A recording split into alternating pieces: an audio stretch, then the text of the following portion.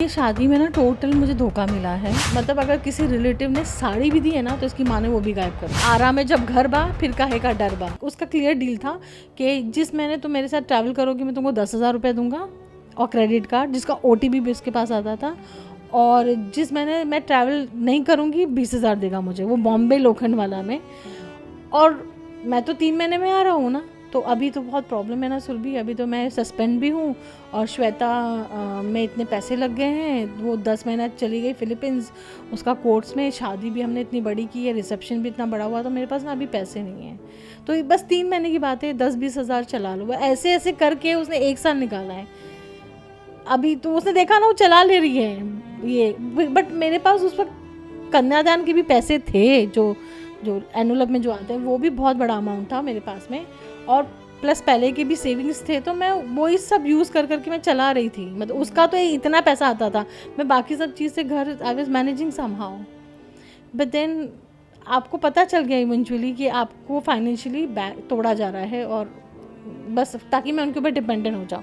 फिर वो उसकी माँ बहनें जैसे चाहें मुझे वैसे नचाएंगी। वेल आपने तो वो वक्त आने नहीं दिया कि आप उनके ऊपर डिपेंड हो गए, उसके पहले ही आप निकल गए। लेकिन अभी भी आप जब हो, मतलब अब आप कैसे लाइक काम भी देख रहे हो, आपने कहा कि आप जो है ये सारी चीज़ें मैनेज कर रहे हो, तो ये सारी चीज़ों में अब आपका जो पैसे की बात करो फाइनेंशियली की, तो अब आपको कहाँ से बैकिंग मिल रही है, या फिर अब आप किस तरीके से खुद का गुजारा कर रहे हो? नहीं, see I am selling my jewellery right now to survive या, और मैं काम बहुत जल्दी लूँगी। वो उस लेवल पे ले आया। लास्ट सितंबर की बात है, जब पता चला कि मेरा लीवर डैमेज होने पे बिकॉज ऑफ माई वेट, और मैं प्री डायबिटिक हो गई हूँ। तो तब 43,000 रुपीज़ का कुछ मेरा मेडिकल का एक्सपेंस आया था, जिसमें कुछ अमाउंट उसने दिया था और बाकी उसने अमाउंट नहीं दिया था।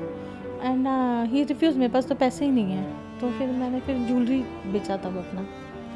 सो दिस इज़ हाउ मैं कर रही हूँ। बट आई एम श्योर बहुत जल्दी मैं इस सब चीज़ से भी बाहर निकल जाऊँगी। और जैसे कि वेल अभी आपने कहा कि आपको जब पता चला आप बीमार थे, तो ऐसे में भी उन्होंने कभी सपोर्ट नहीं किया, किसी ने नहीं किया? नथिंग, कोई नहीं, कुछ नहीं। जबकि प्रवीण के पापा हॉस्पिटल में थे, मैं बालाजी के 2 शोज़ छोड़ के एक महीना हॉस्पिटल जाती थी। वहाँ रात रात को मैं भी रुकी उन लोगों के साथ में।